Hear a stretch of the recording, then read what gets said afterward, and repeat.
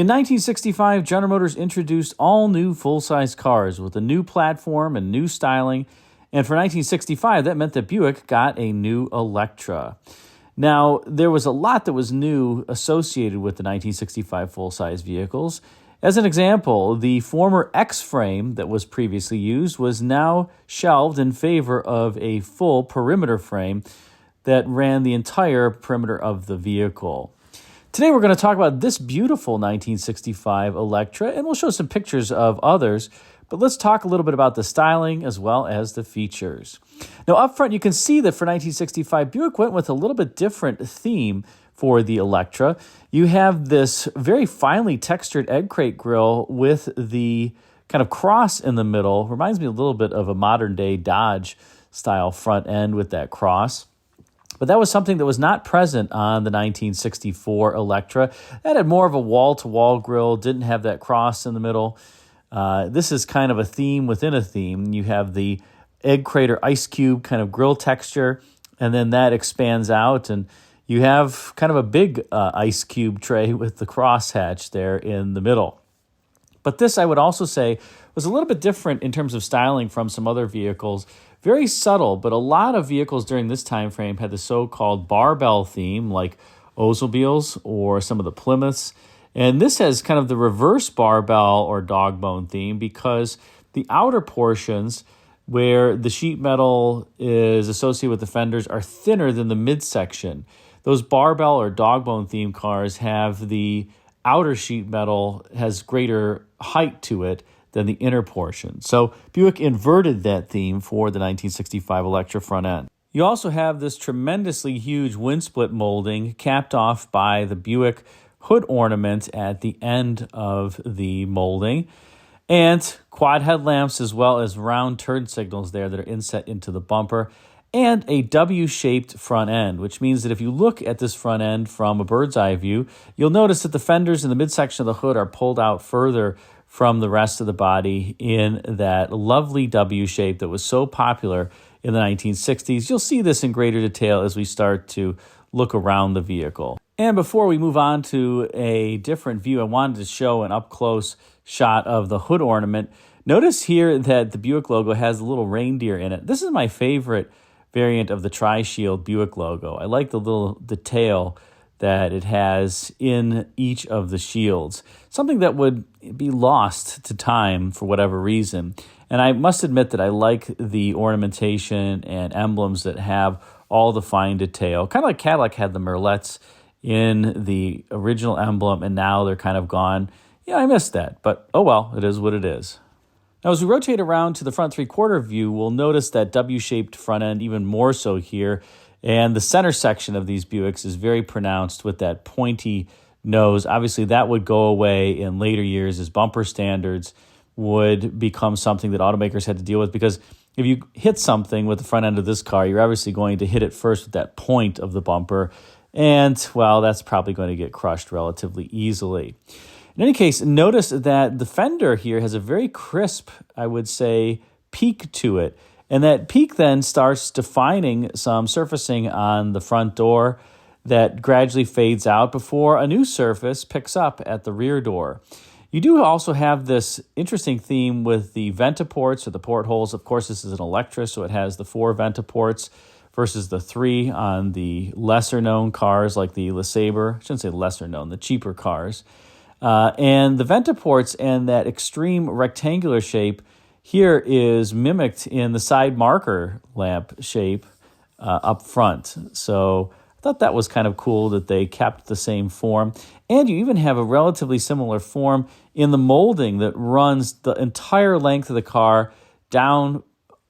Part is integral to the fender skirt and continues the length all the way back to the end of the quarter panel. Now, as we rotate to the side view, you'll notice this full-length crease that runs kind of stem to stern on the Electra, partway down the body and just above the ventiports. That crease kind of emulates the line that is defined by the upper portion of the lower molding, and you get this frame that runs the entire length of the car almost. I think it's a handsome look, a very mature look, the appropriate look for a doctor, shall we say, who might be the driver of this Electra.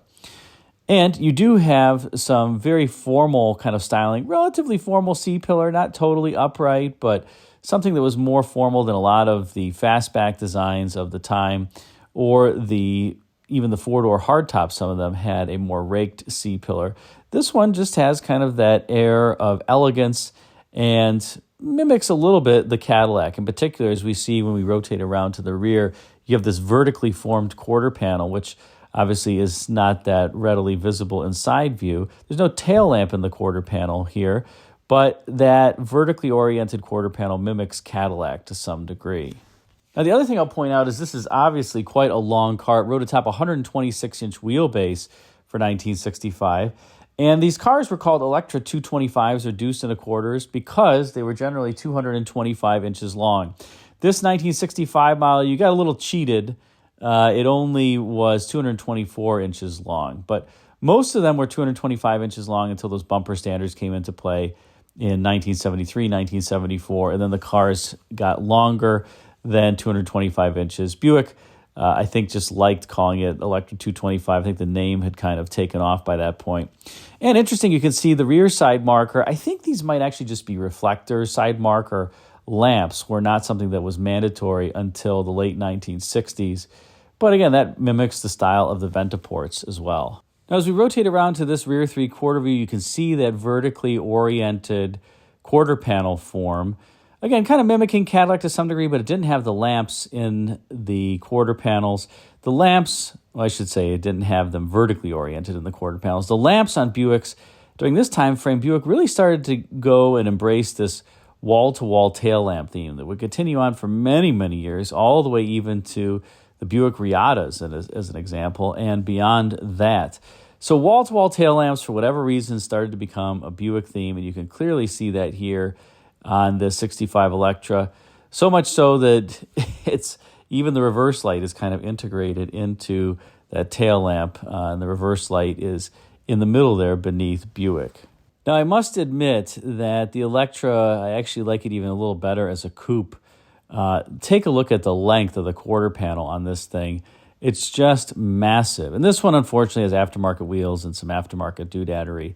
But the overall, I think, length, the visual length, is accentuated by the coupe form on this because it just makes the rear quarter panel look freakishly long. But I think that looks great. And it's even made longer by the fact that designers spelled out in block lettering Electra 225 with a lot of spacing between each letter. I thought that was classy, and it also just kind of showed you the designers were proud of how long that quarter panel is. You just couldn't do that today. And take a look at that rear overhang. I think rear overhang on some cars like this actually looks good. Now, obviously, designers are trying to push the wheels all the way out to the corners, improve handling. But, I don't necessarily care about handling when I'm driving my Buick Electra. And I think that's one thing that engineers and designers have kind of forgotten a bit, that not everybody wants a performance car. Some people just want a car to cruise around to provide quiet luxury.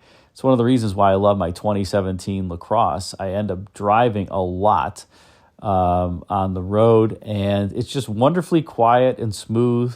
It's good handling. Is it the best handling car? No. Is it the fastest car? No. But it's plenty fast. It handles very well. And it's super quiet and comfortable. And I think that was kind of the last modern domestic car that really embraced that philosophy. Wish it would come back. And, it obviously worked for Buick back during this time frame. And before we pan to the interior, I just thought that I would show this particular close-up of the wheel cover as well as the Ventaports and the molding, because I think it just shows you how thoughtful designers were. This car was clearly put together by a chief designer, whom I believe was Dave Holes during this time frame, very famous General Motors designer who was the lead designer for Buick for a number of years, worked on the C3 Corvette, worked on the first generation Monte Carlo, even worked on with Dick Rusin the 1992 Seville. He was the design executive of General Motors at the time that came out. So very talented individual. But you can tell somebody cared about every little piece of this car, because notice the rectangle within a rectangle theme in the wheel cover. is repeated in the ventiports. You've got little rectangles, very thin within rectangles on the ventiports, and you kind of get the same theme in the molding. And if we look back at the grille, you'll get the same theme in the grille. So the designers were really tying everything together. It wasn't that the wheel cover was designed separately from the molding, separately from the ventiport. And remember, cars are designed by many different people at the same time. It's the goal of the chief designer to tie everything together and make sure that it works. But somebody's working on the wheel cover, somebody's working on that lower molding, somebody's working on the grille. These are all different people. And the fact that it all came together in a harmonious design, I think, just speaks to the talent of GM design leadership during this time frame. 1965 is a great year for General Motors. I would challenge anybody to tell me what is an ugly General Motors car from 1965. I just don't think that it exists. Probably the peak year for GM design. In fact, maybe 65 or 66, 67. I mean, 65, 67 are pretty much the peak when it comes to General Motors. The zenith of design for them, maybe even the auto industry, at least the domestic auto industry. And I should also point out that that side marker has a similar form here, that kind of thin rectangle. So I forgot that when I was originally mentioning all the different pieces that you see. But again, the side marker is tied into the overall theme too. Now, as we step inside, you'll notice that the luxury continues inside of the vehicle. This one does have power seats, power windows, not power vent windows. You can see the little crank on the opposite door there, the passenger door. But certainly beautiful cloth, beautiful trim. And I love back then that you could get kind of any color combination that you wanted in the interior.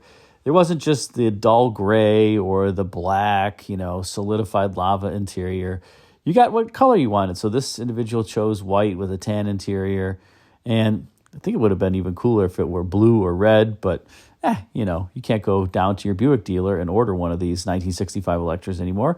So it looks, I think, rather interesting. And the seat cloth pattern, I miss the days where the cloth patterns actually had patterns in them and looked rich. Now all of the cloth seating just kind of looks cheap to my eye. I don't know about yours, but it does to mine at least.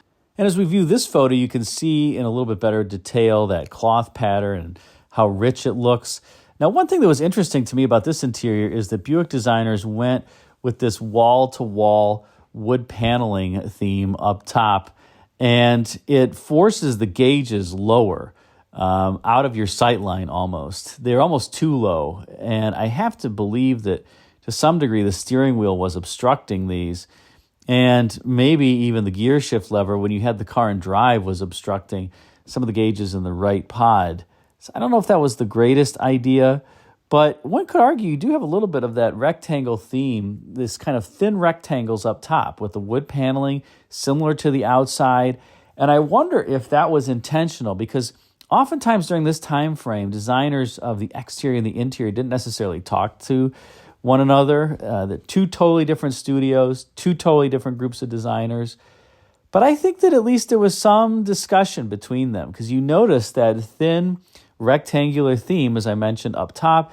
You kind of get it a little bit in these jet air intake style gauges too, those thin rectangles. So I suspect on this one that maybe they coordinated a little bit more than was usual between the interior and the exterior studios. And if I'm honest, during this time frame, interior design really wasn't looked upon as equal to exterior design. Exterior design was where it was at for many, many years, really until modern day.